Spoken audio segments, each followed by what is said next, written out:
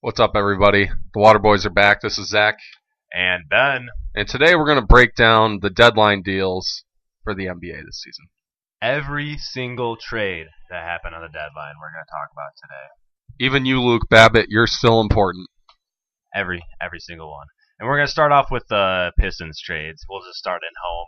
And Pistons made two trades. Neither of them very big, but I think that they were good pieces that we picked up during the trade deadline. I think. And so the first trade we got on is, what is the first one up? Jameer Nelson in the Willie Reed trade. So we traded Jameer Nelson to the Willie Reed. we traded Willie Reed to the Bulls for Jameer Nelson, and then we swapped 2022 second-round picks with the Bulls. Yep. I mean, not a whole lot to say. I don't think either player would play a lot in our system. No. After hearing the news about Willie Reed and that suspension, good riddance. I mean, No kidding. at that point, I'd rather have Jameer Nelson on the team. I mean, more point guard depth. I think the interesting note about that is that Jameer Nelson and SVG get reunited. That is an interesting little tidbit there. I mean, Jameer Nelson played his best basketball under SVG. He did. It also has to probably do with the age that he was playing as probably the prime of his career. But Yeah, he's definitely not in his prime right now. no, definitely not. But I mean, I don't know. LeBron likes him. I don't know if that has much credibility anymore, though. True. We'll get to that a little later. But I don't know. I'm fine with that trade. Bolster the point guard depth. Yeah, I'm fine with that. I don't really have any big opinion. Yeah, I mean, we'll see how It's much whatever. He plays. And then the other trade we did was Bryce Johnson for James Ennis. Yep. Plus, we gave him a second rounder, the Grizzlies. I think it might be actually the Bulls' second rounder that we got from them. I think so. Yeah, we've ended up flipping that second rounder. So I mean, I actually like this. I like this trade better than the Nelson trade. I do too. I like James Ennis as a player. The Pistons need some wing depth. They got it with James Ennis, so he can play shooting guard and small forward, which I think is going to be a nice addition for sure. Needed a little bit more versatility at the wing. He can shoot it a little bit. He can score, so I think that'll be a pretty good addition. Yeah, he's a good 3-and-D guy. Honestly, Yeah. I think he's like a little bit of Tobias light. Oh God! I mean, what? Tobias played no defense.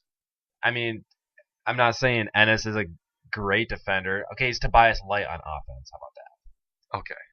Sure, I don't know. I like James Ennis as a player. He's obviously not going to do anything crazy for us, but good role player to kind of bolster the bench depth. I think to kind of deepen our run into the playoffs this year, hopefully. Yep, we'll see how that works out. Yeah, and for Bryce Johnson, who probably wasn't going to play at all this year in a second-round pick, I think that's a pretty good snag for the Pistons. And so when we think about the Pistons trades this season, when we lump in the Blake Griffin trade all together, I think we had a really good season so far in terms of transactions. I would say so. Because, I mean, when we think about the totality of the players coming in versus coming out, I mean, what do we got there?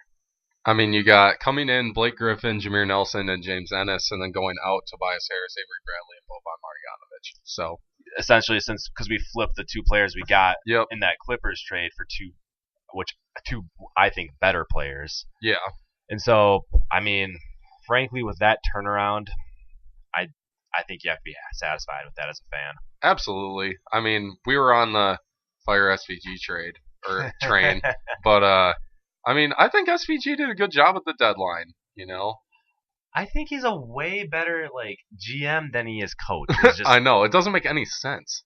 Is my thing. I don't think he's good with the X's and O's. He's an outdated coach. When he has success in Orlando, I just don't know if that's. I mean, there was no one on that team though. There's got to be some sort of good coaching that he's got. I just think it was a different era of the NBA. I mean, it was, but you are not winning an NBA champ, or you're not getting to the NBA championship anymore when your best player is a center who can't shoot past 12 feet. Yeah. I mean, I just think that's a reality in the NBA now. Yeah. But when you think about it, trading in Tobias, Bradley, and Marjanovic for Blake Griffin, James Ennis, and Jameer Nelson, I'm fine with it. I'm pretty happy with what the Pistons have done so far this season, I think. Mm-hmm. All right, getting into some of the other trades that happened on the deadline day, we're gonna go into some of the. We're gonna hit, like I said, we're gonna hit all the trades. We're gonna go into some of the more maybe. The bigger hitters a little bit later. Yeah, we're just gonna kind of go through the fillers right now. And so the next one, Carl White to the Hawks, Luke Babbitt back to the Heat. I didn't know that a Carl White existed, and I didn't know that Luke Babbitt was still in the league, so I have literally nothing to say on this. I think it's a marginal, like, I guess you're trading two power forwards for one another. I don't really know much ramifications behind this trade. Nope. Nothing much to say about that. Yeah. One.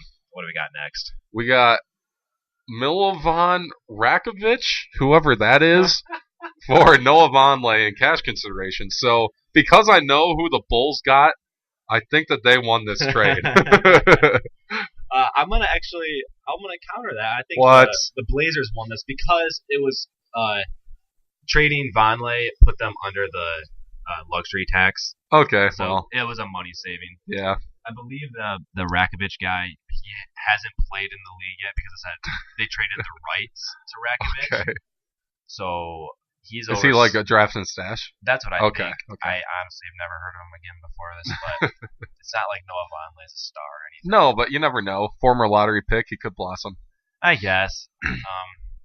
But yeah, I think the Blazers just did it to clear some cap space to get under that luxury tax. Yeah.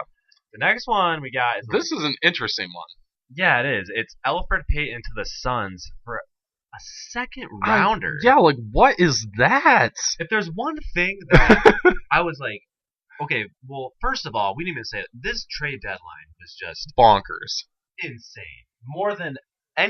Way more than we could have hoped for. Oh, absolutely. Especially compared to last year, where nothing really happened. Nothing happened except the Boogie Cousins trade. Yeah, that was I remember being very disappointed that day that that was the only thing that happened.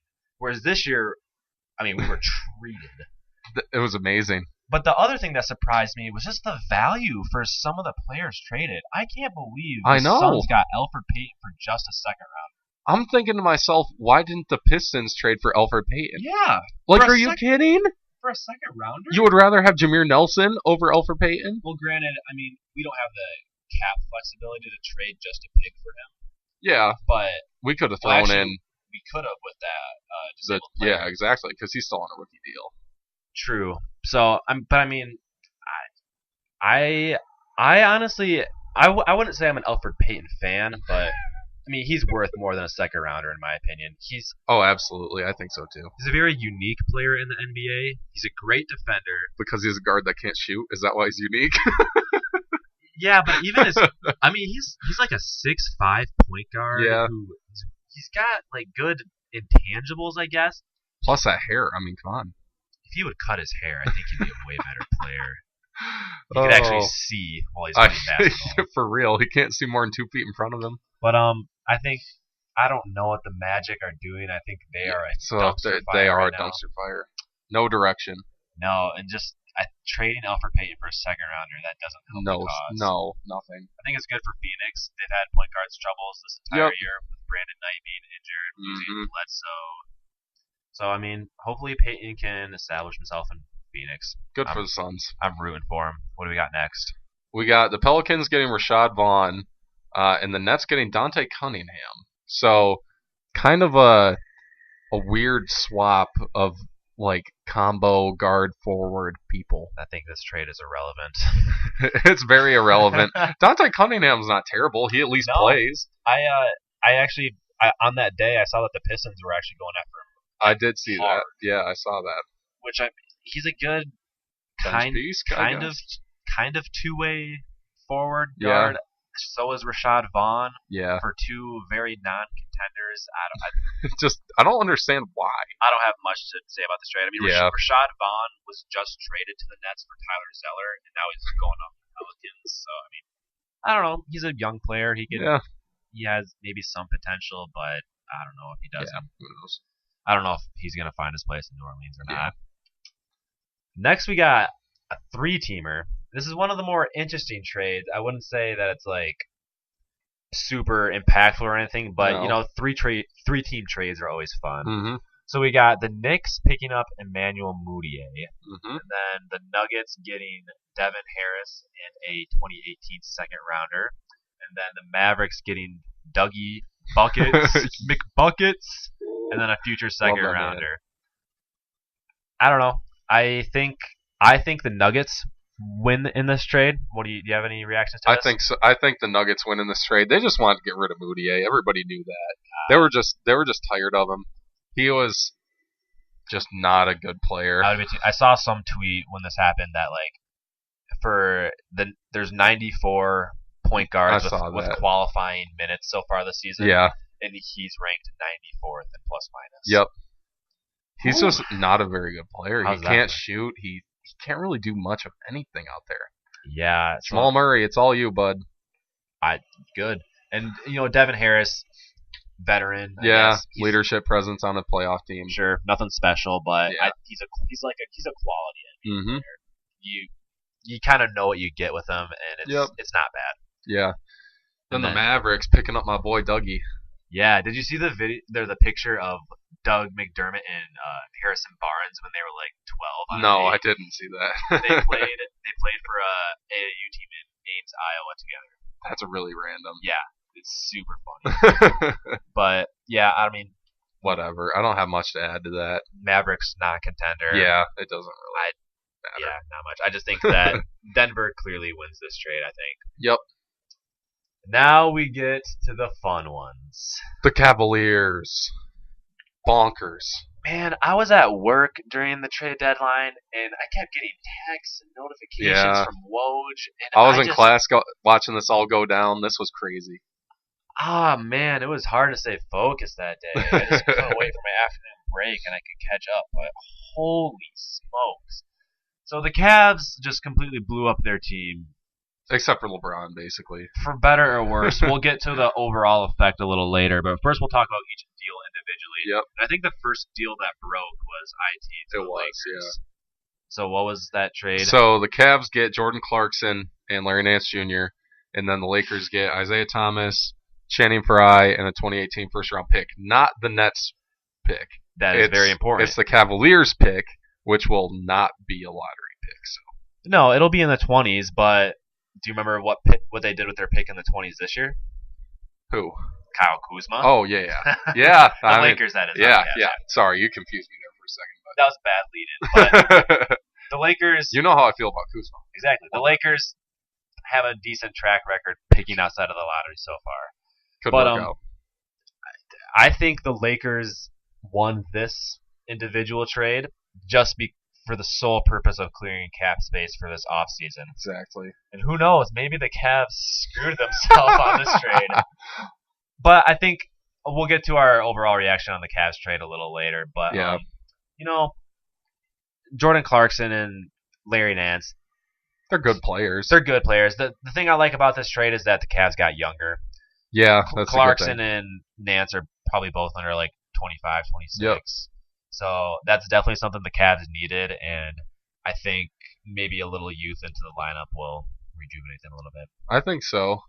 The only concern I have with the Cavs on this is that Clarkson is on a pretty big deal for somebody who's just like a volume scorer. Yeah, that's true, and so that's why it's good the Lakers got rid of him. Yeah, I think that's the reason that the Lakers did get rid of him was because they wanted to clear that cap space. So, what do you think about IT's immediate impact in LA this season? Well, we don't even know if he's going to play because he wants a buyout. I don't think that's going to happen. I doubt it, but it sounds like he's going to be coming off the bench Lonzo. It's either going to be that or I think you start them both. Yeah, they could coexist possibly. It might be weird, but I don't know. Like, I think IT just needs to get healthy. I don't think he's done for. He just hasn't gotten enough reps to get healthy again. Quick side tangent. Do you think he's going to get a max deal this summer? Not after the way he's played so far. Not unless he just like goes off in the rest of the season. I agree. I don't think it's going to happen, but I agree. I don't think he's worth max. No.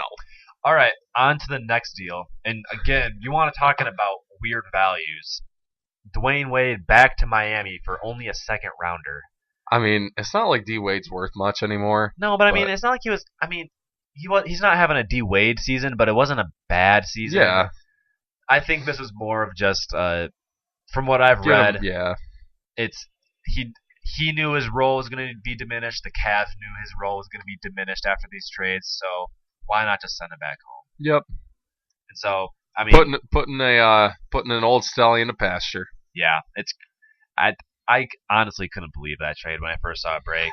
Yeah. But I mean, just before recording this video, he made his debut back in Miami, and goodness, was that arena was. They're loud. happy to have him back. I mean, they love him down there, that's for sure. Oh yeah. But I mean, titles. Yeah, I think nothing much else to say about this one. No. I think it was mostly just they knew Wade's role was going to be diminished, and so they kind of got rid of him. Yeah. All right, and then the last trade of the deadline. Another big one. This is the craziest deal of the day. Unbelievable. Yeah, even coming after the IT trade. The 3-team trade between the Cavs, the Kings, and the Jazz. Yeah. So the Cavs got Rodney Hood and George Hill. The Kings got Joe Johnson, Amon Shumpert, and a 2020 second rounder from Miami. And then the Jazz got D Rose and Jay Crowder. And it should be noted that the Jazz are waiving Derrick Rose, yep. and the Kings are waiving Joe Johnson. Yep. I cannot believe the Cavs got Hood and George Hill for what they gave up in this trade. Derrick Rose, yeah. Jay Crowder, and Iman Shumpert. Yeah, and Jay Crowder has been doing nothing this year. Derrick Rose has done nothing this year. I know. Iman Shumpert, nothing. I can't believe that. And so, obviously, impact for the Kings, they're tanking. Jazz, they get Jay Crowder. Whoop-de-doo. Is Jay Crowder that much better than Rodney Hood? Who knows? Let's talk about the Cavs, because that's what really matters here. Looking at who the Cavs sent out and then who the Cavs got in totality is just ridiculous. It's crazy. Looking at this screen, who are the best 4 players on this screen? So, this season, who are the 4 best players right now? This season, who are the 4 best players on that screen? Rodney Hood, George Hill, Jordan Clarkson. Then I would maybe argue that Jay Crowder is better than Larry Nance, but it's close. I think that's the only argument, and it's insane. It's insane to me. And so, I think behind the Lakers, the Cavs come in second place in this trade deadline, just because for the players that they gave up and the players that they got, I think the value is just ridiculous. It is. I mean, the Cavs, they completely upended their roster, so who knows how they're going to do throughout the rest of this year, but their roster, they're a lot deeper now. They have a lot more talent on their bench. So, I don't know. I think the key is that they got younger. Yep. And I think one of the main arguments against it is their chemistry is going to be so bad after their chemistry was terrible anyway. Exactly. That is the ultimate counterpoint, is that their chemistry was the worst in the league. It couldn't have gotten any worse. Exactly. And so the chemistry argument does not work in this case. If they figure it out, they figure it out. If they don't, then they're where they started. They're not any worse off. And so I think the Cavs did the best they could to try and remain competitive this season and still give LeBron something to come back for. I don't think he's going to come back. I think it was a moot point. I never thought he was coming back, but I think the Cavs did enough they found the right balance between contingency plans for if he leaves and getting young players like Clarkson and Nance and Rodney Hood. Plus a Brooklyn first rounder this year. I can't believe they did it all with keeping the Brooklyn pick. It's crazy. So again, they found the right balance of planning for life without LeBron while still getting players to try and keep him there. Yeah. And so I think the Cavs had a good trade deadline. Absolutely.